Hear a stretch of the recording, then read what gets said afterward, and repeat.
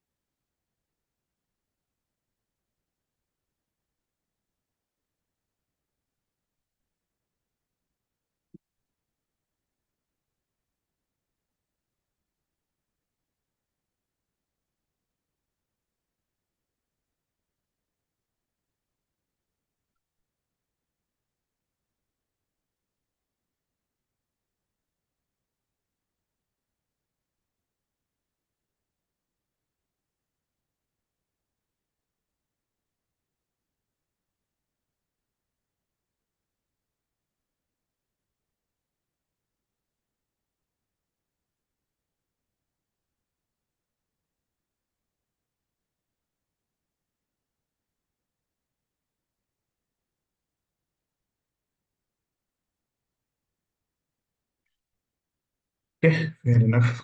I would start sharing my screen.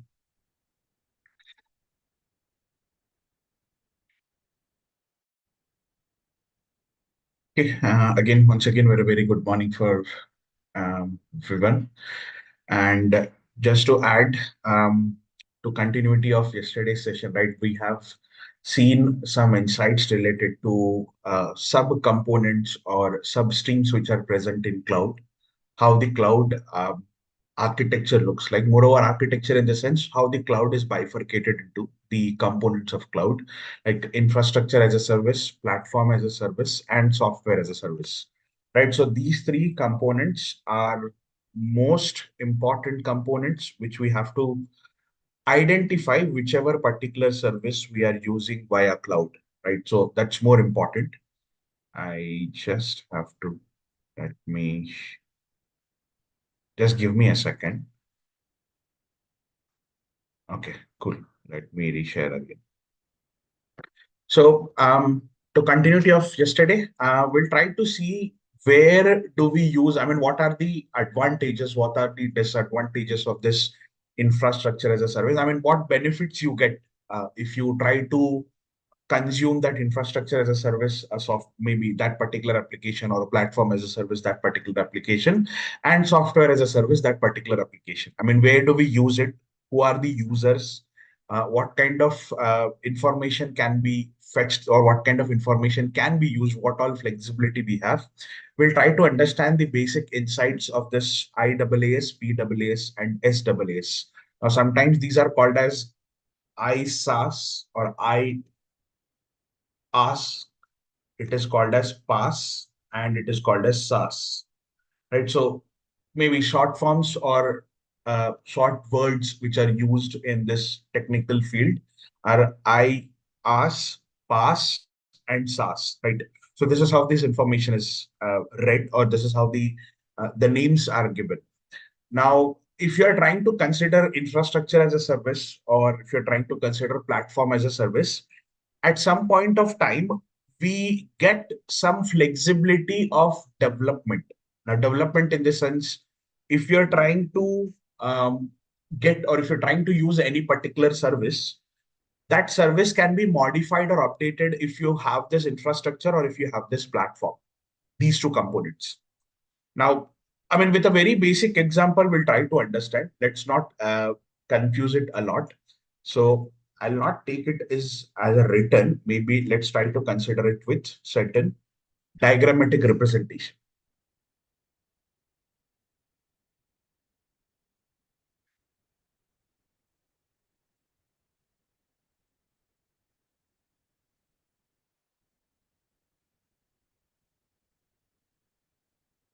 Okay, so let's try to consider what is IaaS, what is PaaS, and what is SaaS. Now, we have just seen basic insights only. Good morning, Ritesh. Hey, morning. Morning, sir. The the first example of these three kind of services you gave as in taxi, that Mhm, becomes very clear to me. But mhm. that sometimes it becomes pretty difficult to judge or draw a thin line between all of them. I don't know why. Maybe it will take some time. Um, I mean, that's how the services are. We may not know how that service is used for. If we know that, okay, this particular service works like this, then we can easily identify. If you're learning that service for the very first time also, it is very difficult to identify that whether it belongs to which subcategory or substream here, right? So we maybe once you use that service, yeah, it is easy to guess. Like BNB kind of thing. It is a pass kind of thing, right? Yeah, BNB, see, not all applications are not BNB applications can be called as PaaS. Uh, Sometimes it could be some SaaS also, but infrastructure is less there in case of business to business because there are the other people who are manufacturing it. So that is separate. Okay. Okay, so let's try to consider who uses this infrastructure as a service. I mean, we belong to which category? As a data analyst, what kind of categorical or what kind of services you would be using frequently that we need to identify. So if it's an infrastructure as a service, mostly what infrastructure means, we get full flexibility of that application. So if a person who is working like a system administrator, a person who is working like a system admin. Now, what does this system admin mean? If you are joining a new company or if you're joining a new project, you will be getting client access. Now, that client access could be a virtual machine, that client access could be a virtual desktop interface, right? We have VM, we have VDI. All these accesses are related to infrastructure as a service. How? Because if you get a VM, you get flexibility that you can develop inside that VM. You can download any application. So VM is nothing but it's a full-fledged computer or full-fledged laptop only, right? Kind of a full-fledged device only.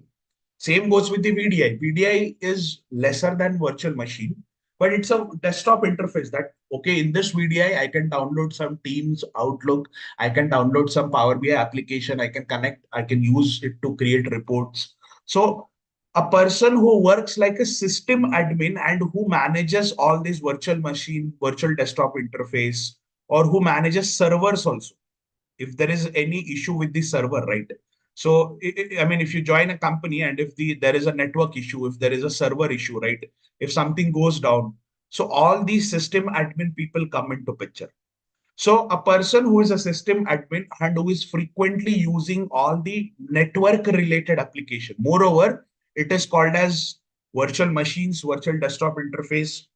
He has full flexibility, like he can update your operating system also from Windows 10 to Windows 11, right? If there is any change in application as well, so he can update that application. So all these components belong to infrastructure as a service because here you will get full infrastructure, you can access the full infrastructure. Now coming to platform as a service, where platform as a service is used and where software as a service is used. Mostly people get confused with these two components only. I mean, we in platform as a get some additional benefit what is not available in software. Both are almost similar, but there is a minute change. So that minute change we have to understand. So in case of platform as a service, it is mostly used by developers. It is mostly used by developers. Now, whether we belong to this category, and in case of software as a service, it is mostly used by end user or consumer, a just reader. You can say it as a reader, a person who only reads that information, a person who is trying to only read that information. So whether we belong to this category or whether we belong to this category, the most important part is We are not only reader, right? We try to develop something. We try to The update. end user would be the stakeholder, right? Yeah, Says end user could be some client or stakeholder who's just viewing that application. correct. So as a developer, we always use, most of the times, we always use this platform as a service. Most of the times. It is not that if we use platform as a service, we cannot use software as a service. Yes, we can still use, right? If you have a database, let's suppose I have a database. Database can be part of both the components. It could be a part of platform as a service. It could be part of software as a service. How? Database is what? It's a storage. It's a cloud-based storage. Assume that it is pushed into cloud. It is a cloud-based storage. Now, if you have read access, if you have write access, if you have edit access, that means you can update whatever you want inside that particular database.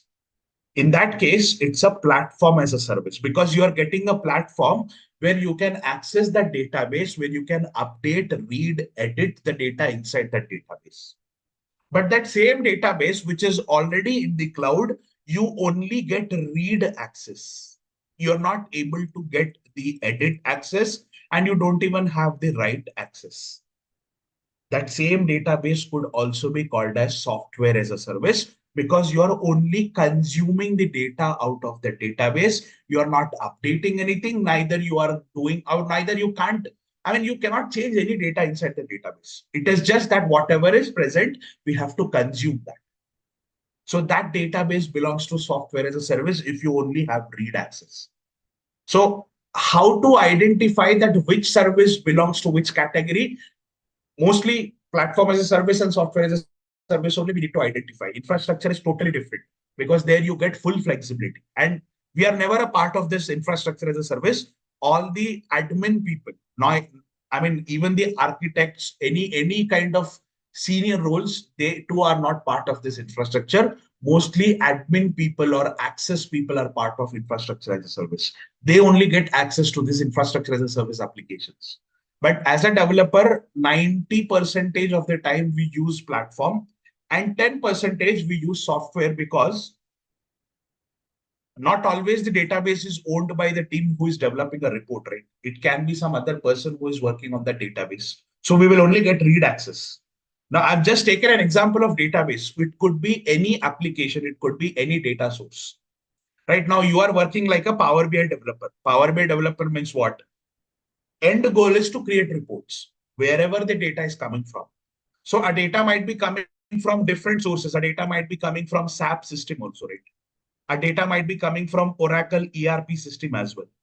So you are not getting full right access to this Oracle ERP, SAP ERP, or SAP CRM.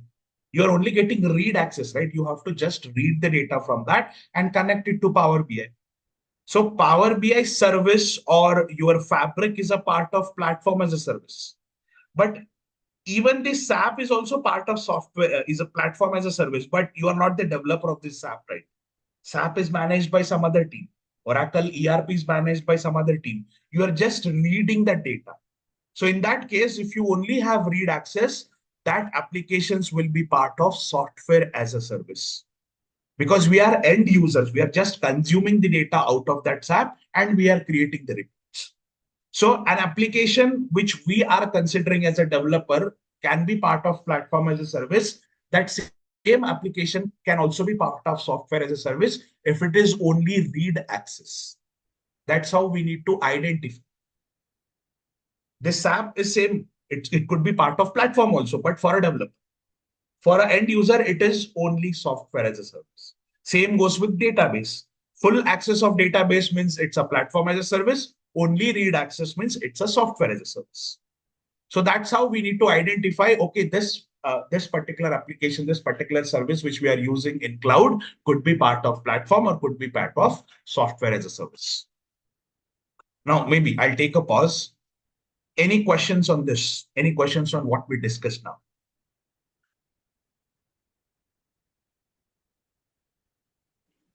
Ritesh, like if you use Power BI desktop and we're doing reports, that means it's a PaaS, and if you're using Power BI service, it's a SaaS.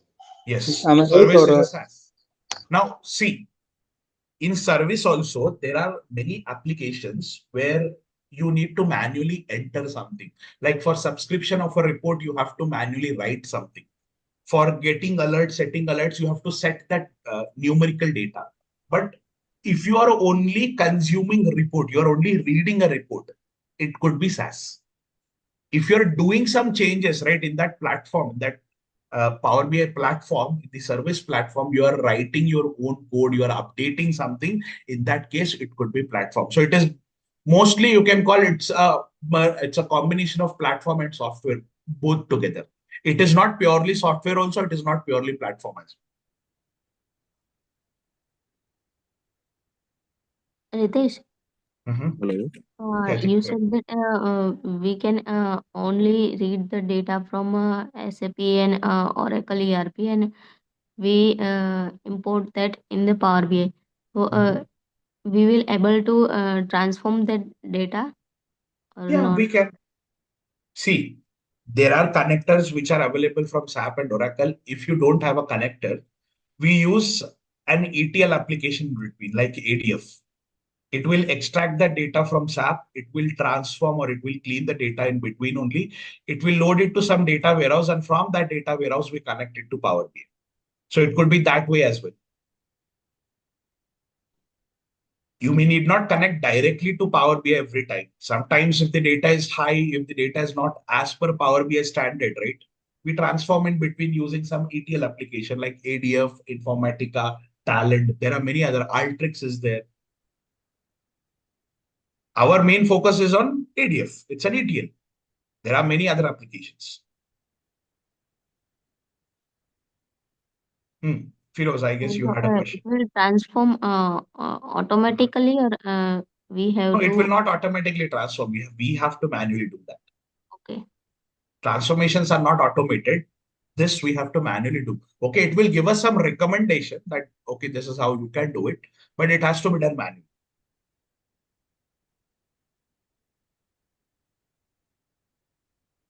Hmm. Uh, Wait, someone had a question. Yeah. Even in Power BI, we can transform the data, right?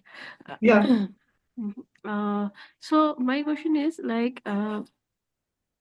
like if we want to use like connect Azure to this Power BI, then Hmm. like I am just new to this cloud thing, and I want Mhm. to know more about this Azure Synapse Mhm. platform. Mhm. Mhm. See, So, okay. So the thing is, Power BI has many connectors. At some point of time, what I've said, if Power BI is directly connected to some large scale applications, if the data volume is high, right? More the transformations you do in Power Query, which is a transformation tool only, slower would be the process of Power BI. It at some point of time the refresh would also fail because multiple transformations will lead to the blockage of that Vertipack engine. Now, how Power BI works? Power BI works on the background of Vertipack engine. There is a Vertipack engine which is getting the data, which is transforming that data, right? M query and Vertipack engine. So at some point of time, if transformations are not up to the mark or if the data is frequently changing, there is a very high chance that report would break. It would not refresh because it is not that easy to handle everything in Power Query. Yes, we have sufficient options, we have enough options there which we can use it, but at some point of time it will get blocked. So if I go to more options, right? So I've just opened the Power BI desktop. I'm just exploring what all options I have, right? If I mention SAP, so you can connect to SAP. There are three options from which three or four options. Okay, three options where I can connect directly to SAP. SAP HANA database, SAP Business Warehouse Message Server or Application Server. There are no here ERP end users, or maybe if I mention Oracle as well, I'm not sure how many oracles are there. Only Oracle database you can connect. Oracle ERP is not there. There is a no direct connection for Oracle ERP. But if I go back and if I'm trying to open the data factory,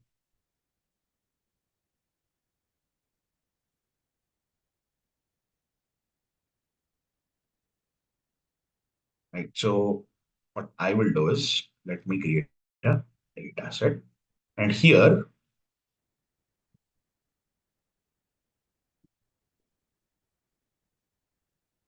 now, whenever you connect to Oracle ERP, at the end, that Oracle ERP is connected to some storage.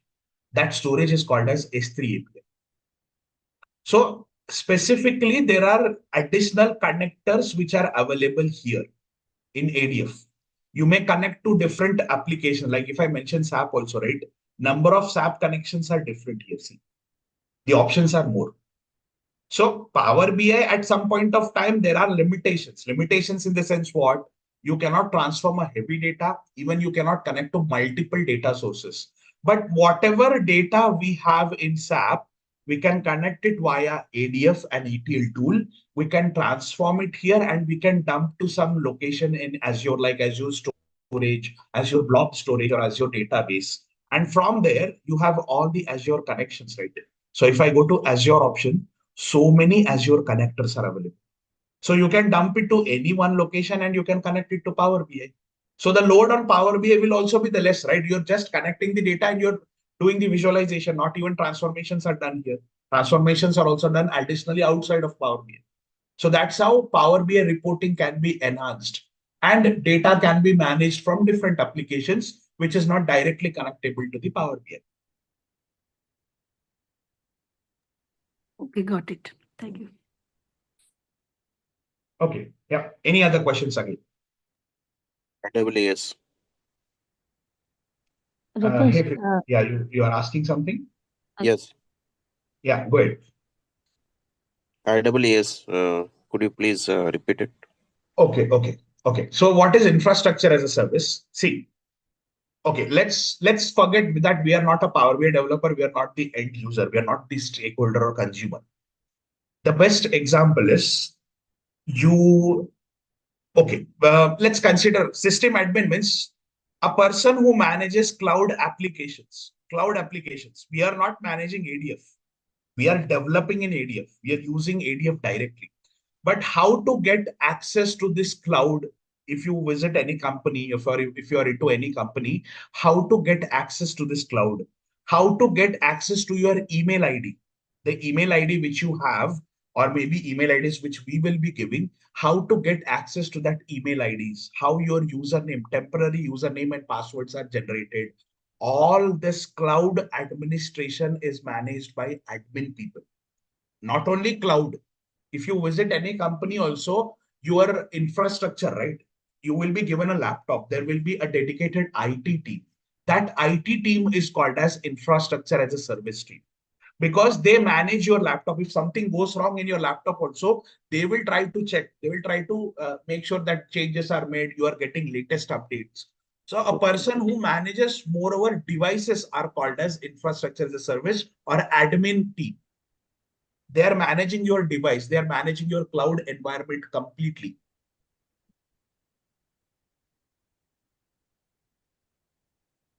Okay, thank you. I guess someone also had one more question. I missed that. Okay, anyways, maybe if you still have, you can feel free to ask. Now, with all these services, there are certain benefits, there are certain advantages also, there are certain disadvantages as well. So what all advantages we get, what all disadvantages we get? Right, let's try to understand. Maybe I'll try to take a fresh page.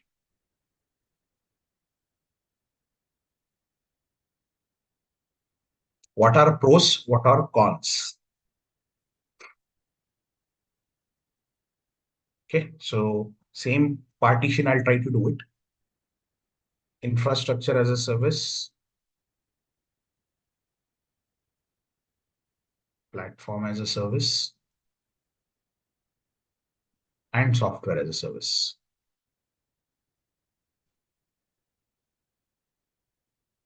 So in case of infrastructure as a service, we have full access, right? That is a benefit. Full access. You can do anything. You can give access to some other person. You can revoke also because you are managing that infrastructure. In case of platform as a service, it is kind of semi-access. Semi-access in the sense you can change some information in that particular application, like you can develop, you can update something, you can rename something. That flexibility. In case of software as a service, it is only read access accepted, but it is most cost effective, right? It is cheaper. All the SaaS applications are cheaper as compared to platform as a service or infrastructure as a service, because you're only consuming the data. You're not updating anything, neither you are changing anything. You're just consuming the data, right? Platform as a service is not that cost effective, neither infrastructure as a service. It is costlier as compared to software as a service.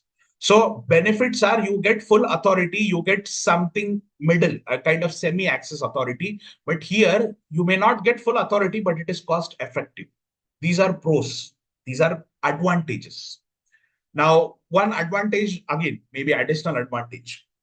Software as a service is very easy to use, right? Anyone can connect and use, right? Your WhatsApp, your Instagram, any social media application are all software as a service, because you can download, you can use that application, and you can, maybe it's very easy, right? It's self-explanatory. You need not use, or you did not have any tutorial for it.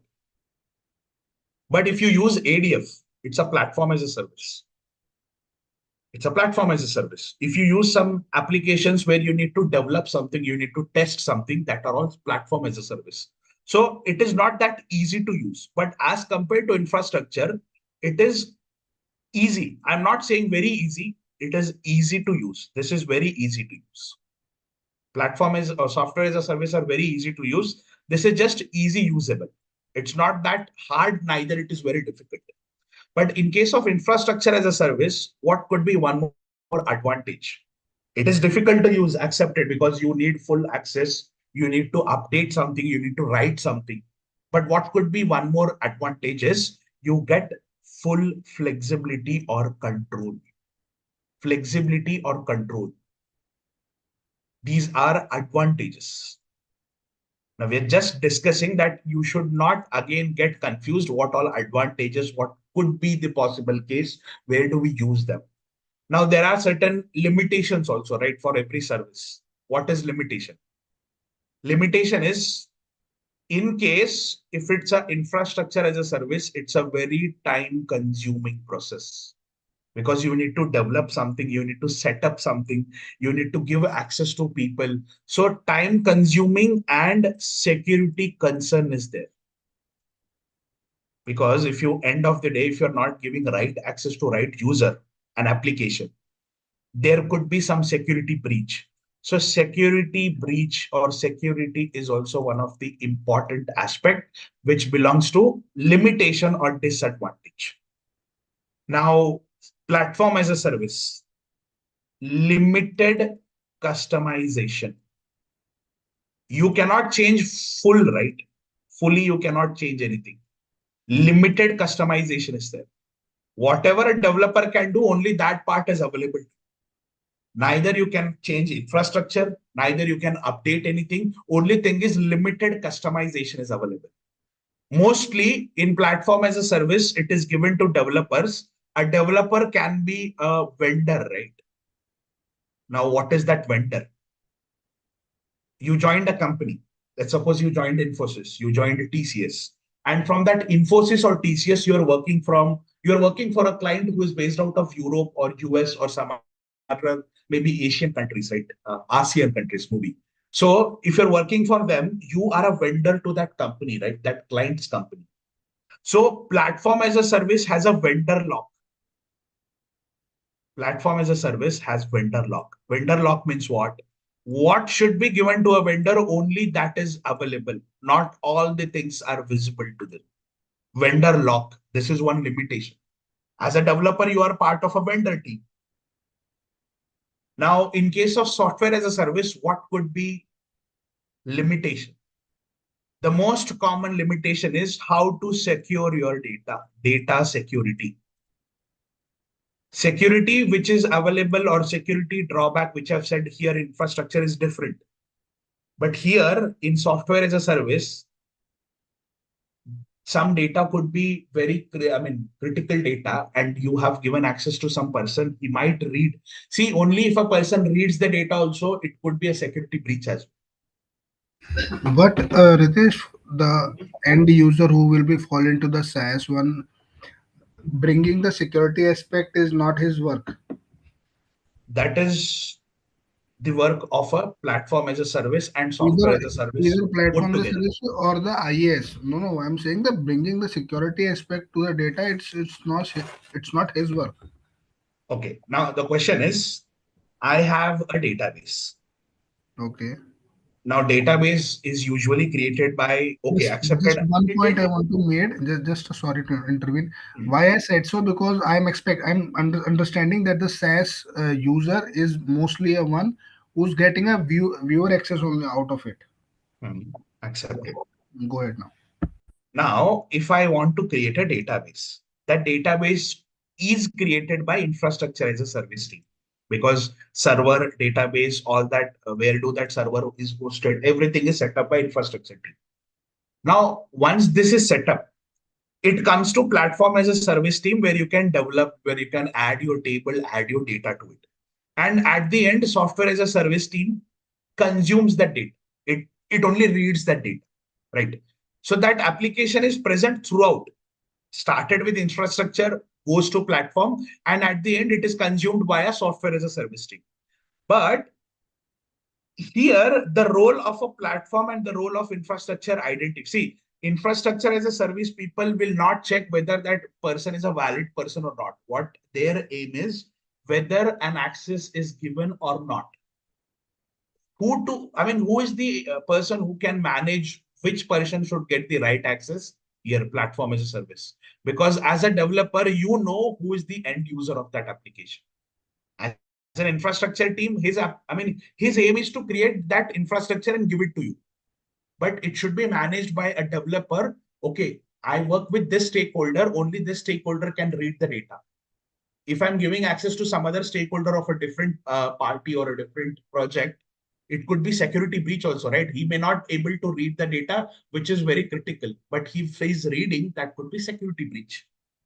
So it's a part of both. A person who is managing platform, a person who is managing software, he has to identify who is the right user and to whom that security access aspect should be given.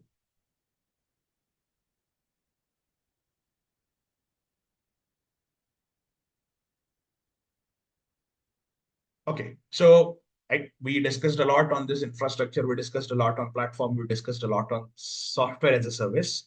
Let's try to move our track towards, there are different clouds, right? Every cloud has these options. I'm not restricting that only Azure, right? We would be learning more into Azure.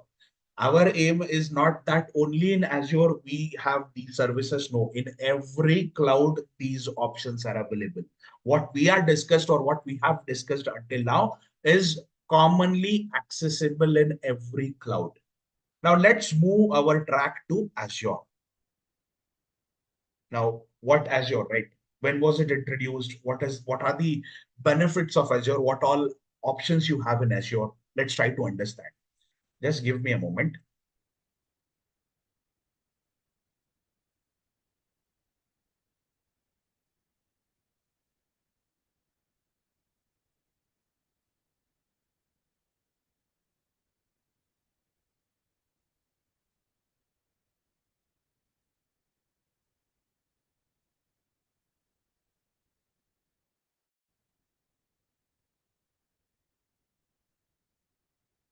Okay.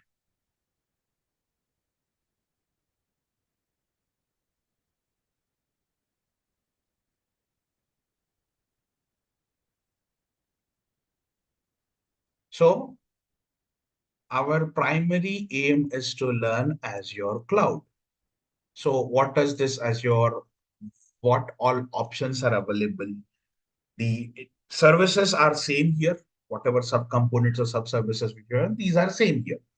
But how do we differentiate that Azure is the best cloud as compared to the other clouds? Moreover, we would be comparing it with Power BI as a data analyst or Power BI developer role, why it is beneficial to learn Azure. Most of them might know the common answer is both are product of Microsoft, and we have multiple connectors available. That is for sure. But along with that, there are some additional advantages which Azure possesses as compared to the other cloud services. So that benefits we'll try to understand. So just to get started with, Azure was mostly, or it was a project, I mean, it was called as Project Red Dog earlier when Azure was in the development phase. I mean, this cloud was not publicly available. It was called as Project Red Dog. And it was not publicly available until 2010. 2010, its official release date. But from 2008 to 2010, this was internally used by Microsoft team. For almost 2 years, they worked on full end-to-end development. And once they felt that this product is more stable, we can introduce this product in the market. So they introduced in the year 2010.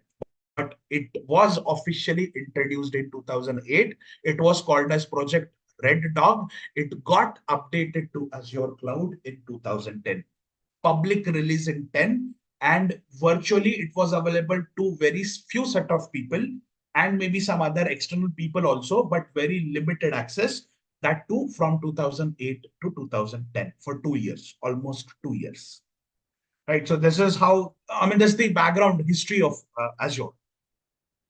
Now, let's try to understand how different this cloud is, right? Where do we use it? How different this cloud is? We have all three options: infrastructure, platform, and software here as well. Now, let's try to understand, right? How different, how we can use this cloud, how we can consume. Azure has every cloud. It's not only Azure. Every cloud has certain regions. Now, what is region? What is region? First thing is we need to understand how and what is the cloud. Cloud is what? It is a virtual application where you dump anything, where you host anything, you can access it from any part of the world at any point of time. The only thing is you need to have that internet connectivity. Similarly, whatever you are dumping it in a cloud, where does that cloud store that information? Somewhere it will store that information, right? Now, you have a mobile phone. That mobile phone has a 256 GB storage, and it also has an additional SD card slot, a memory card slot, right? So that 256 GB storage is full. You try to move some applications from your phone storage to the SD card, right? So you are using some storage device where you store some information. Same is the case with Azure. That SD card is not managed by us in Azure. It is managed by Azure Cloud Infrastructure team. It is managed by Microsoft team. Whatever information you dump into Azure, it will be stored in some storage system only. We have a concept called as data center. Many might have heard. For every cloud, there are different data centers. DC, data center. And these data centers are placed in different geographical locations. Azure doesn't have only one data center across the world. They have many. They have thousands of data centers. And all these data centers are part of certain region. So in India, we have three regions in Azure, if you're considering Central India, West India, and South India. We have three regions. And in every region, there can be multiple data centers. It is not that one region, one data center. It starts with one data center in one region, but it can be extended to multiple data centers. As and when the data gets increased, one region can have multiple data centers. So Azure has around 50 plus regions across the world. 50 plus regions. India has three. USA has around 12 or 13 regions. Every region has more than 2 or 3 data centers.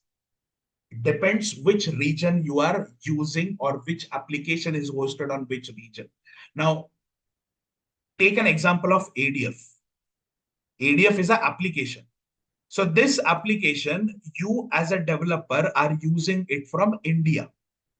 So whenever you create this application will be stored somewhere, right? Where whatever data is present in this ADF, this data will be stored somewhere in the cloud. So where that service is hosted, where this particular application is hosted, this application will be hosted near to your geographical location. It is always recommended to create a service which is near to your geographical location. In whichever region which is near to you, you create that service in that particular region, because it is very easy to fetch data from the nearest location, that too from the farthest location. If it is very far, right, it is not that easy to locate. Even if it is easy also, it would be time consuming task. So these are all benefits. These are all you need to understand once we go ahead, right? We'll try to understand also whenever we create any new application, right? Again, I'll try to show it with small example that I am into this Azure portal and I want to create any new service in Azure. Let's suppose I want to create this storage account. There are certain storage accounts which are default available, which I've created, but I want to create a new storage account. What I want is I want to create a new storage account. So I've just clicked on create. See, it is asking me what should be your storage account name and where that storage account should be hosted. You have so many regions which are available. See, it is recommending you which could be the best region, and others means any other region. You have South India, you have West India, and you have Central India as well. You just have to search, you will get Central India as well. Yeah, we have Central India as well. So whichever service you are trying to create inside this cloud, it should be hosted nearest to your region. That is the recommended solution. Now we will also understand whenever we try to create which is the recommended region. And in that region, as I've said, there are multiple data centers. So it will be placed in some data center. Now you are not the person who can identify which data center it will be placed. It is all managed by Azure. It is all managed by Azure, right? So there are 50 plus regions and there are more than 250 services. 200 and plus 50. I mean, 250 plus services are available. Now, what are services? ADF is one service. There are storage account is one service. This storage account is one service. There are more than 250 services which are available in Azure. 50 plus regions, 250 plus services. Now, if I give you how many options are there, we may need not count it, but if I just go to click on create a resource, and you can see more services in all services. I'm just trying to give you an idea how many services are there, right? So you can go on adding. There is a very long scroller and these are all the services which are available in Azure. More than 250 services are available. You can use any service for your use case. It depends, right, what kind of use case you have and which service is best fit for it. So 250 plus services and 50 plus regions.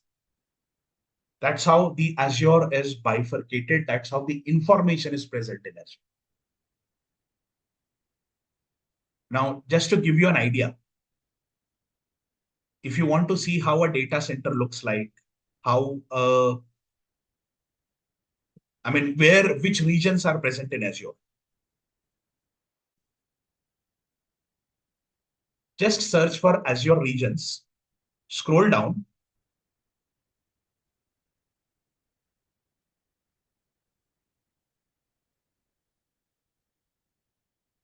You just go to this Azure regions list. It's a Microsoft Learn document. And you have this option called as Azure Geographies. Just click on it.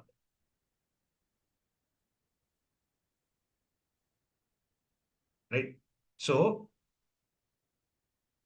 you have options here, geographies, so many options are there. And if you scroll down, see, you just have to scroll down from this website, Azure Geographies website. There is this option called as Explore Microsoft Data Center. Just click on it. So it would create a 3D view for it. Where are the regions located of this Azure? So it has created a 3D view. Now we are in this US. So if you click on any of these green pointers, these are all the regions of Azure. So let's go. Maybe we can start with India. We have South India, we have Central India, and the West India is the latest one. Now you may have a question, where is this West India placed? It's the latest one. So there is that dot is not available, but you can still explore and see you have all these connectors. You have all these connectors. So across the globe, how many data centers are there? I mean, rather, how many regions are there? The white one represents these are, see, this is India, this is country. The blue one represents this BOM, NAG, this is Nagpur. BOM is Mumbai, Bombay. So what these blue represents, these are small server areas. You may don't have a data center, but you may have small servers where from different data centers that information is being pulled, right? So nowadays, with, I mean, there is no space available on the land, right? It is very difficult to build a very big data center on the land. So what people are doing, they are taking a space near to the sea, near to wherever the water bodies are there. They build a data center in the sense where people can sit and manage the data center, but the storage, wherever the information is kept in that data center is underwater.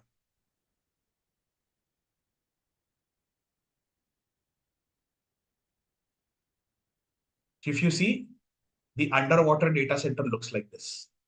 They have a very big container. They have all their wiring and all their setup in this container.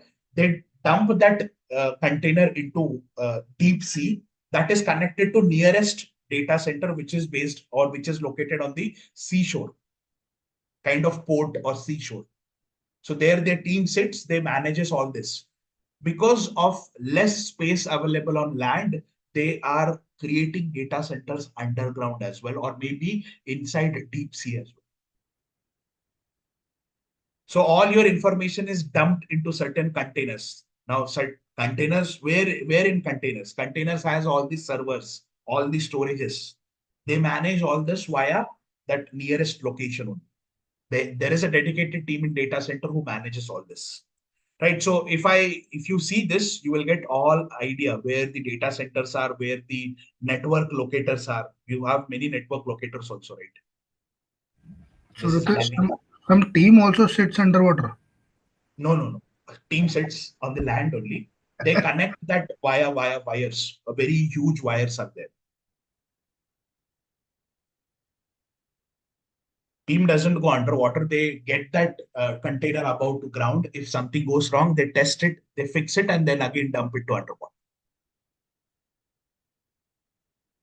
So the containers also have, I mean, collection of servers or something you are saying, right? Yes. It also Yes. contains the data, right? Data storage. Once the data storage is completed, again, how they will image that one? Okay, see, they'll create a new container for it. I'll show you how a data center looks like, what all servers we have. Like, this is how it looks. If you visit any data center, this is a data center based out of land. So in data center, if you visit, these are all the servers, these are all the storage systems which are connected via multiple wires. There are multiple cooling systems also. If you visit your company's server room also, it looks something like this, but it is very small because all your company's network, all your basic company storage is stored in the server room. I'll give you a more insights as well. We get that tour also. Where is that tour? You will get a data center tour as well. Let me see. See, you are getting so many options here. You can visit any specific region and you can check how a data center looks like. I'm just seeing there is an option where we can explore the data center. To see that. Legend, no. Yeah, this one. Take a tour.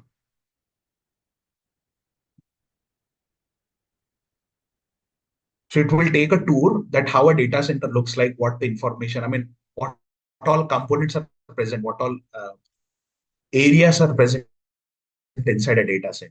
So it will take some time. It will create that animation kind of, right? So this is how a data center looks like.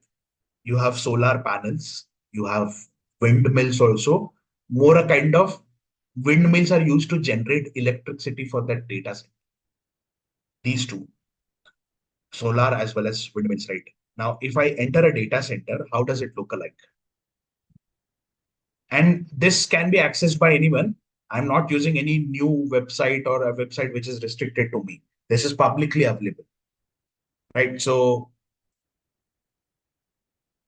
it is generating. So once you are into the lobby, this is how the lobby means what? If you visit any hotel also, you will get a reception, right? Same lobby is nothing but your reception. So this is how the data center reception looks like.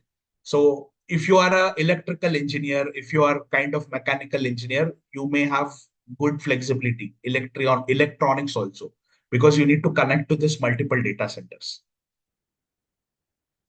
And once I'm into operations room, this is how operation rooms is where your data center people will sit who are managing these data centers, right? Data center admin, data center head, or person who is managing everything. This is how a operations room look like. Even if the data center is underwater, the operations room is on the ground. Now, once I enter into mechanical area where all the servers are kept, let's see how that mechanical area. Now, a mechanical area in the sense there are many small partitions in that. So if you see, these are all the partitions. You have windmills also. Mechanical area is the where you dump your data, where you have all your server room, all that. So if I enter the server room,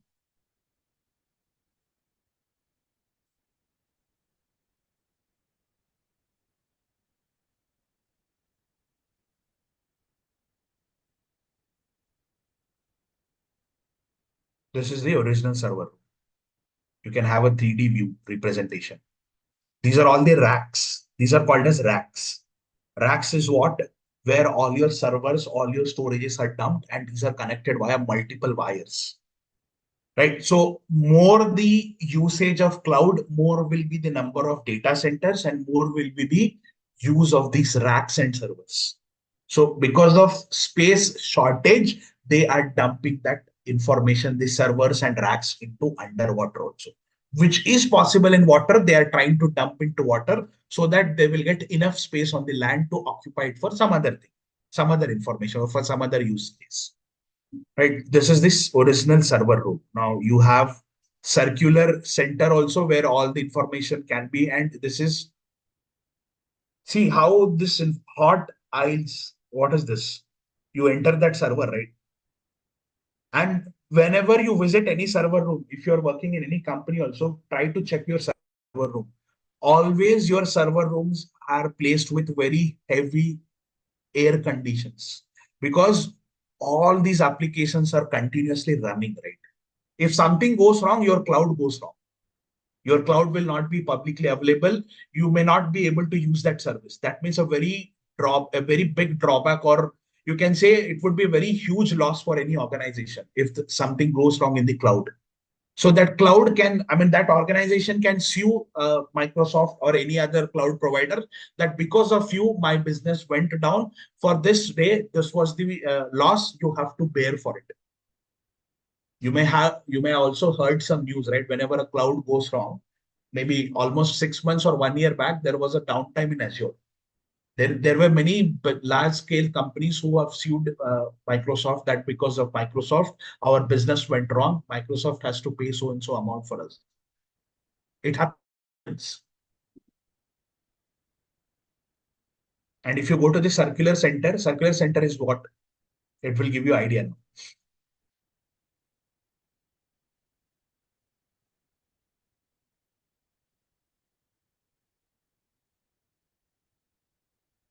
Here, all the mechanical equipments are kept. If you want to add a new rack, see all the new racks are kept. A person who is working here is called as a supply chain person. He's checking all this information, right? See. So you can play audio also, you can check. This is all 3D representation. If a new rack wants to be added, if a new storage account or new services needs to be added, this is how a person will add. A mechanical person will come and add them. Right? So Learning cloud at the start looks very interesting, but once we start using any services, right, you need to understand that service very in depth. So that's the reason I've just given you an idea how data centers, how regions look like. Now let's try to discuss for next 10 to 15 minutes about how a person is onboarded to cloud. You can directly get cloud access also. You can directly log into Azure portal. You can get direct access as well.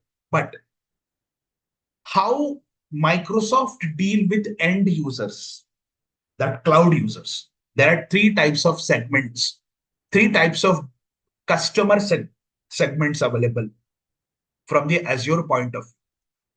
What are the three segments? A person who is directly logging to the Azure portal are called as direct customers. Like we are the direct customers.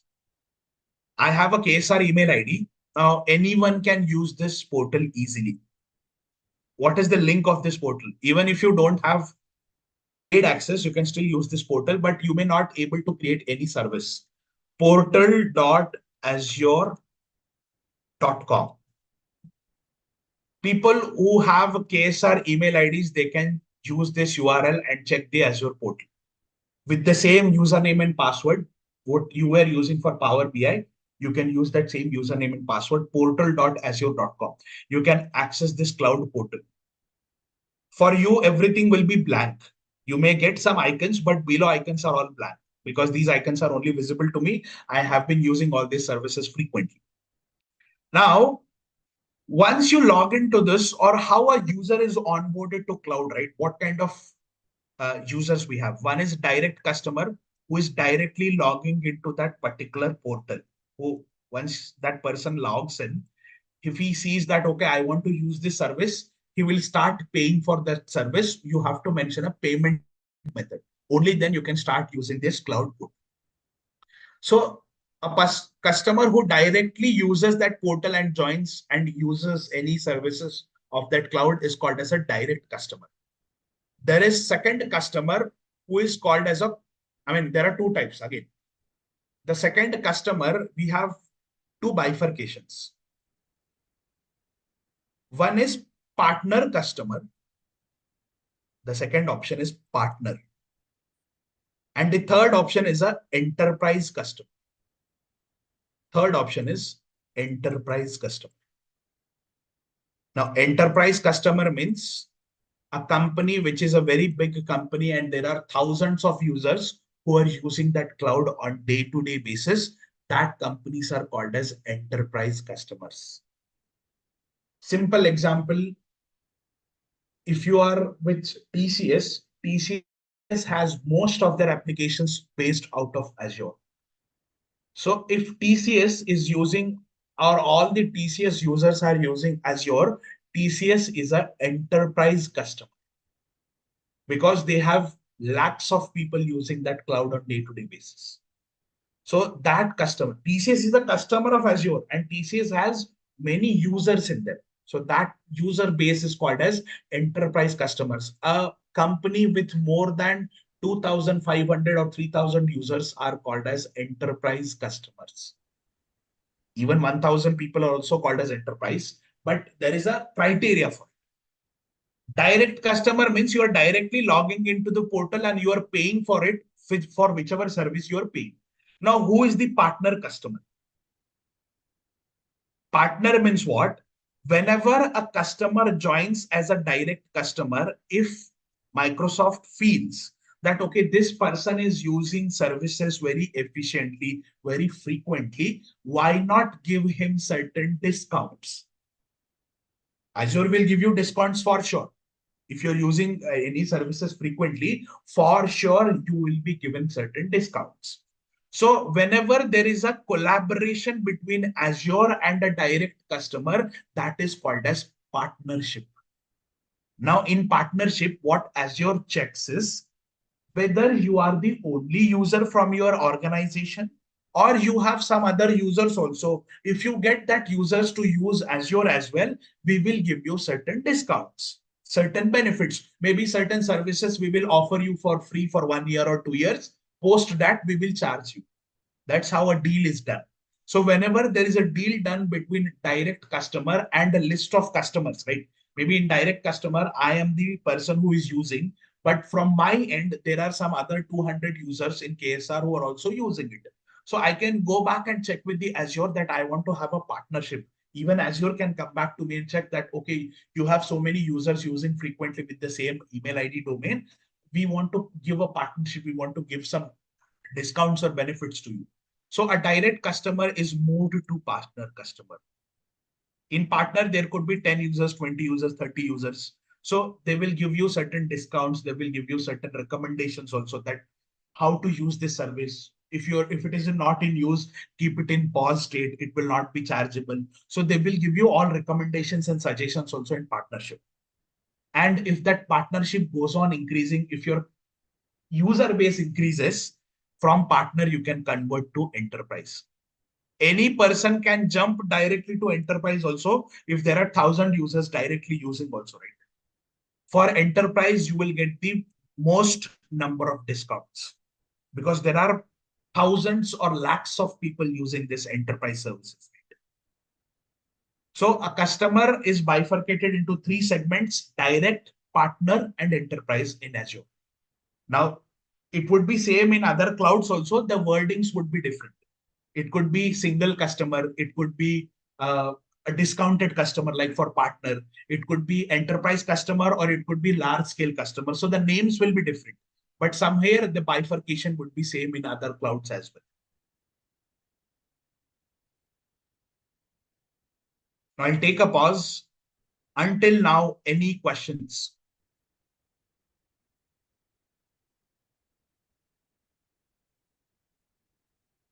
How a customer is onboarded? What type of customer is he?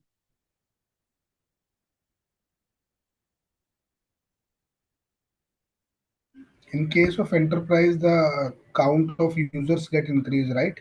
Yeah, it will get increase. More the customers, it would be enterprise company. Enterprise means what? It's a very big company, a big user base. Okay. So by default, you're saying like in the form of company organization level, right? Director, partner, and enterprise. But we are also the customers for the Azure, right? How about a single person? So see, KSR is a partner with Azure. I'm not saying it as a direct only, but whenever you log in with your personal email IDs to this Azure portal, you will always start your journey with direct. We also started with direct only few years back, maybe 3 years back, 3.5 years back. We started as a direct customer. We only had 3, 4 of us who were using this Azure portal. Then Azure reached out to us. Okay, there are certain people increasing with the same domain. Can we give some recommendations? Can we have? So we also need to give them a positive response that okay, we also want to get some discounts. Now we are part of partner. We are not even direct, we are part of partner. So whomsoever gets the email ID, they are all part of partner. But we don't have a very active user base, right? Whichever batch is going through Azure, only that people use, right? So our users are in hundreds only, not in thousands as well. Maybe earlier there were thousands. Earlier in the sense, see, we have around 3,000, 4,000 email IDs which are active, but not all people are using, right? So we are not enterprise, neither we are direct, we are in between. So it's a partnership.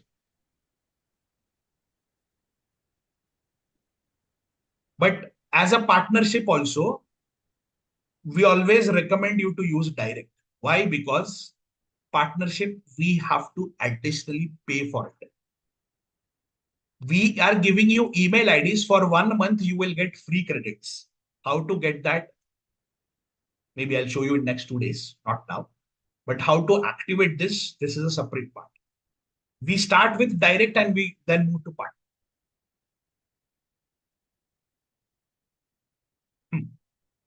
Any other questions?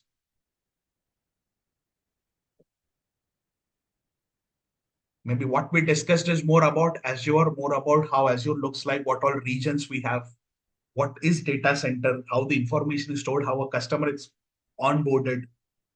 That all we have seen. Now, what we discussed for today is all enough. We may not extend it to some other, right? So maybe starting tomorrow, I will start with basics of how to create a service in Azure, how to choose the best region, how to understand what would be the costing for that application.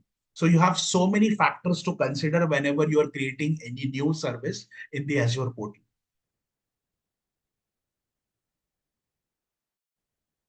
Okay, so what we discussed till now is sufficient for today. Let's not mess up with other maybe further information.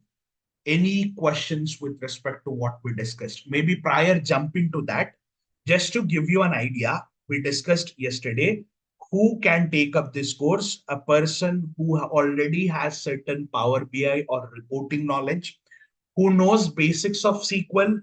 If you doesn't know it, maybe once we cover this Azure, we would be starting with SQL. So the people who joined with Power BI, for them it's not that difficult to understand, and who has an understanding, certain sense of what is business, what is domain. For them, this course is recommended because nowadays everyone is moving to cloud. Everyone is expecting that you should know some cloud concepts or some cloud services. So this course is developed in such a way that people who has these experience, only for them I recommend this. And just to add few points, maybe I haven't added it yesterday. The course duration is of 1 month, 22 sessions. Monday to Friday, we have sessions, no sessions on Saturday, Sunday. We have some additional sessions like non-technical sessions on Saturday, Sunday, if there are any. But mostly Monday to Friday, all our sessions are there, 22 sessions, 1 month totally, 22 working days. So minimum 22 sessions we will have. If we started on 17th, right, somewhere around 18th or 17th of December only, we will close this. Right. So in 1 month, we would be going through services. Now, what all services I would be going through? I would be going through services like Azure Data Factory, which is more important from the Power BI or a data analyst point of view. Along with the Data Factory, you get some dependent services like storage account, SQL Server, Azure Key Vault, Service Principal, or app registration. So these dependent services also we would be covering along with Azure Data Factory, which is an ETL, in detailed, one of the widely used ETL tool who are working in Power BI.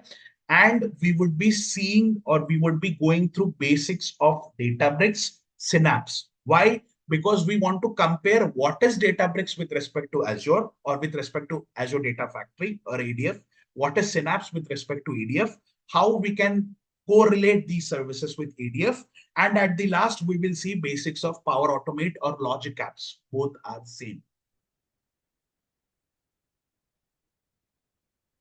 Ritesh, some I heard it somewhere that Microsoft this Fabric has the potential even if, to replace the Databricks also. Is it correct? It has all the potential because everything is present in Fabric. The question is, see, again, I'll try to see.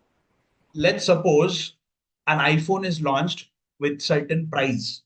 Let's suppose iPhone 17 has launched. So iPhone 17 has launched with a price range of 1,50,000, 1,60,000. People who are very eager only, they'll go and purchase. At some point of time, the price decreases, right? Then the other normal users come up and purchase that mobile. We are not comparing any product. Fabric is so costlier. At certain point of time, people always think costing is the primary aspect. Now, potential in the sense, what is Fabric? Fabric is a combination of multiple services, right?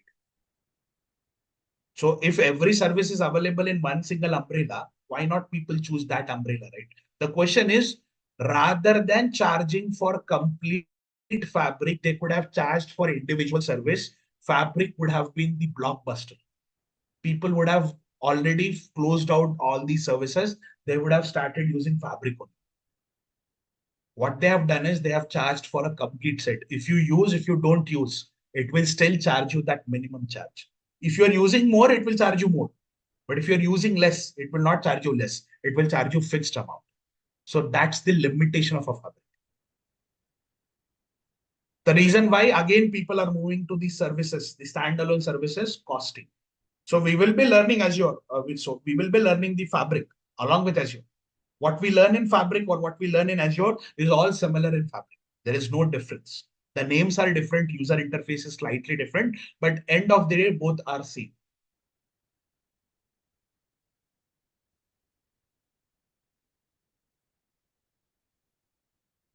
Yep. Again, open for questions. Anyone who has a question.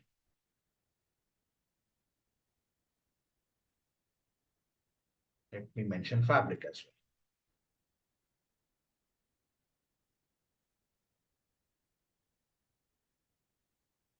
well. Ritesh, I have one question regarding the license part to practice Azure things, how it will be. Okay, so see, we would be giving you an email ID. I'll make it more clear. We will be giving you an email ID. With that email ID, you can access 60 days of Fabric and your Power BI Pro or Premium. That is paid by us, that is bared by us. For Azure Portal, how Azure Portal works, let me simplify it for you people. Azure Portal is a, I mean, if you are very new to this Azure Portal, if you haven't logged into Azure Portal previously, you will get certain free credits. But how you will get that free credits? You have to activate this Azure Portal via certain credit card. Now, is it that credit card will charge you immediately? No, credit card is only for verification purpose. You just have to verify that credit card. For the first month, you will get 10 to 13,000 Indian rupees, somewhere around 200 US dollars. 100 US dollars are more than enough for our practice. You still have a buffer of 100 US dollars. After 30 days, even if you haven't used all that credits also, it will go on charging, but only when you extend that chargeable subscription. Chargeable means what? I have used 100 credits, $100. Other $100 are still left. And from the 30 days, that from 31st day, it will charge you. It will not charge you instantly. It will first consume this $100 which is left over, and then it will charge you from your payment. So before 30 days only, we can pause our subscription. There is an option you can pause your subscription also. So if I go to my subscription, see, yesterday's costing and today's costing, there will be minute difference. It would have changed. Maybe who have attended yesterday, it was 226, it is 240 now. Forecast is still the same. Yesterday it was 226 or 227, it has increased by certain amount, 10 rupees or 13 rupees, 13, 14 rupees. So it will charge you if you are using services, if you're idle. Now you can pause your subscription, you can cancel your subscription also. Or else, see, subscription is not chargeable. Services which are used inside. Now, what is subscription? What is service? We will discuss from tomorrow's session. But there are many services like resources. If you go to this, these many resources are there. If you delete all these resources, you will not be charged a single penny, even if your subscription is active. I'll show you a option. Just give me a moment.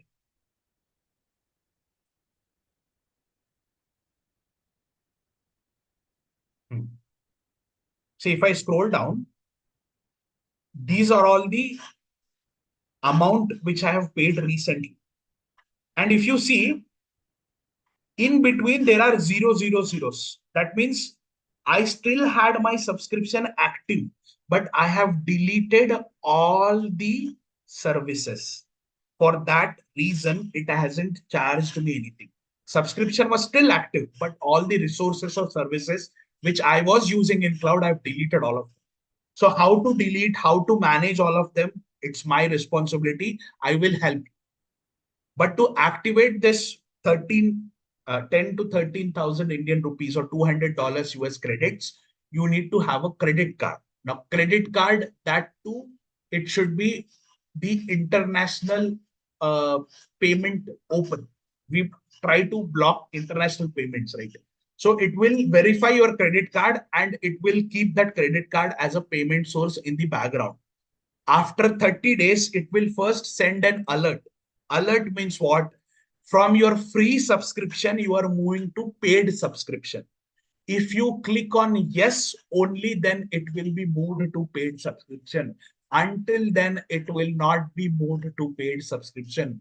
You will not be charged a single penny. That's my responsibility. But how to identify, how to rectify it, we will discuss it in from tomorrow's session.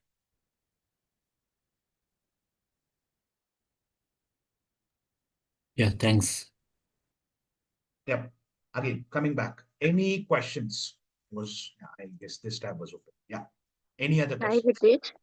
Hey, If we Deepa. don't have credit card, international credit card, then what It's is not the international, ma'am. You can have your domestic also. The question is in credit card, there are two options. Enable domestic transactions, enable international transactions. So you just have to ये enable. कुछ और खरीदवाओ ऐसा, ये सोच रहा हूँ NSDL बेच तू कुछ और ले लूं। मैंने तो तभी तो बेच दिया एनएसडीएल बेच के मैंने। Yeah. Deepa, you can go ahead. I guess I muted everyone, but you can go ahead. Yeah, I don't have a credit card, Ritesh. Okay. You can borrow it from someone. It will Okay. not charge you anything. For Okay. sure, I will guarantee you it will not charge you because it will Okay. ask your consent. You are moving from free to paid. If you say yes, only then it. Okay.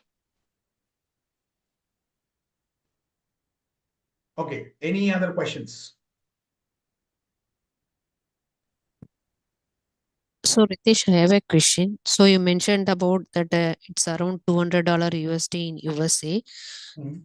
So it is not part of our fee, right? The course fee it's a different. The $200 USD is different. Yeah, that is different. See, email IDs which you get, Fabric account which you get, it is part of course fees. Okay, Because we got pair that Fabric, we have a direct collaboration. For it. Azure, everyone has a different use case. So as I've said, $200 is a totally free. It is not we are charging. It is totally free because you are activating from your own credit card. Yep. Okay. Anyone can do that. You can communicate it with your friends also if they want to learn Azure. Even they can do that. Okay. And my another question, when you share your screen, I saw your location. It is a East US or something like that. So you mentioned that we can source the data. It's nearby wherever the region is nearby. So which means your region is nearby US, East US. I'm No, just no, no. wondering about. I am based out of India only. I have created that service based out of East US. There are certain services which are only available in certain regions, like Mm-hmm. East US and West US were the first two regions of Azure when the Mm-hmm. Azure was introduced. So Mm. there are certain services which I feel that if that services are created via that region only, that are good to use. That's the reason I've kept there. I haven't selected. By default, it goes to US. You can change it to some India also. Got it. And my last question, so we mentioned about the three types of customer, direct, partner, and enterprise level. Is it based on that level? Is there any services is changed? Because you mentioned that there is 250 plus service. It depends on the No, no. Okay, full services are available in all the customers. The only 250. thing Okay. is billing Mm. would be different for direct because you are individual. Billing will be Mm-hmm. different for partner. You will get certain discounts, and for enterprise, the highest discounts are given. So billing would be different. That's the only thing. Okay. Additional on top of that, it's my last Yeah. question. So you mentioned about that power apps, right? If Mhm. someone attend this class, would they able to say they know No, about it that is not power? Power App. It is Power Sorry, Automate. power automate. Sorry, power automate.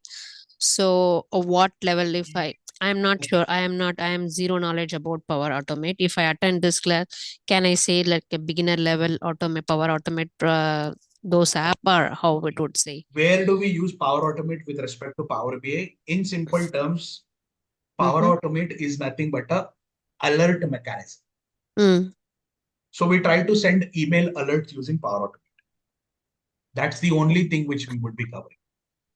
There are, I mean, Power Automate and Power Apps is a separate course. It's a Power Platform entity. We Mm. have a different course for it. You are not a Power Automate or a Power Platform developer here. Just to give you, and why have I mentioned Power Automate? It is, see, we will be learning logic apps. It is always, or it's almost equivalent to Power Automate. If I go back, if I go to Home tab, there is a service which is called as logic apps. It's similar like Power Automate. In Azure portal, it is called as Logic Apps. If you're Mm-hmm. using it from Power Platform M365 Access, it is called as Power Automate. That's the only difference. So I've just compared them. Okay, Logic Apps, extension of Power Automate, but in Azure Cloud. And we would be covering basics. We are not covering in depth, because Got if it. we cover completely, that would be separate course. It might require some additional time as Got it. So the fee structure for this, do we need to well. Okay. connect with Mahesh or? Yeah. So I'll mention the fee structure as well. Maybe it's the second day I didn't mention, but fee structure is 10K. Okay, sounds good. Anything Thank which you. you want to update, you want to connect, you want to check, how do we access? Mm-hmm. KSR team or Mesh is the best one to answer. Thanks, Ritesh. Thank you.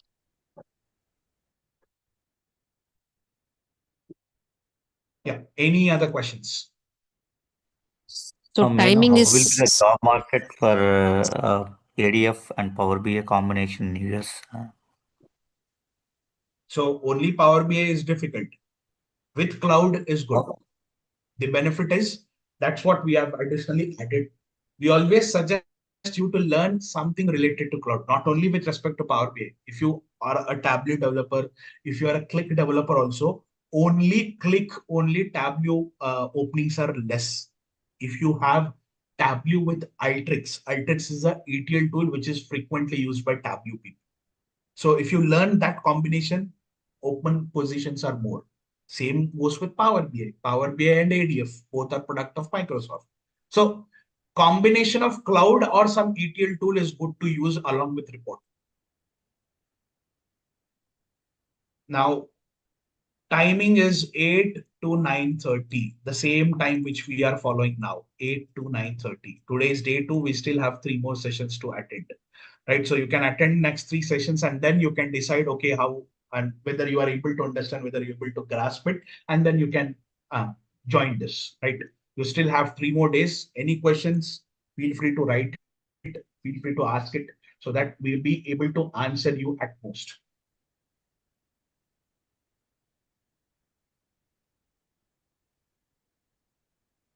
Ritesh, one question I have. Yeah, Shiva. Um, so it is related to Fabric. So I understood remaining all concepts what we are going to be covered. So in Fabric, coming to the Fabric, I'm a Power BI developer. So the full potential I can understand in this course. As a Power BI developer, Yeah. how can I utilize Fabric? So that complete overview is going to be covered in this course. Yes. So Because, if yeah, I today only I was joined. okay, so Not if sure you go to yesterday is this this today. Fabric, no worries. I got you. Maybe today only you joined, right? So let me open the Fabric as well. See, if I go to Fabric, so here this is your Fabric. Now, if you want to use any Fabric services, now Fabric has many services. Like if I again go back to the Fabric icon, what we had. Where is this? Yeah, this is the Fabric icon. So from a data analyst point of view, you may require OneLake, you may require Copilot, you may require Data Factory, you may require some services of data warehouse and some services of some data engineering as well, like basics of Databricks or Synapse or certain notebooks. So that we would be covering. Data science is not a part of us, right? ML models, deployment, it is not a part of it. So from the certification point of view, if you're targeting or if you want to compare it, DP600 is for Fabric Analytics Associate. What is required for that, for the analytics domain? Yes, we would be covering that all in Fabric. Yeah, got it. Yeah, understood. Yeah. Yeah. Any other questions, anybody? So can someone clear that Azure fundamental certification after this course, For Ritesh? sure. With a guarantee, I can say you can clear that AZ 900. For sure you will. I'll share the dumps as well. Take it in return if you don't even go through dumps many times also. If you take only 1 month to go back and check what we have learned, if you recall everything, for sure you will be able to clear that AZ 900. DP 600 also is easy. The question is you need to spend some additional time to go through the questions and understand how the question base would be. AZ 900 is very easy for you folks. No, thank you. Any other questions?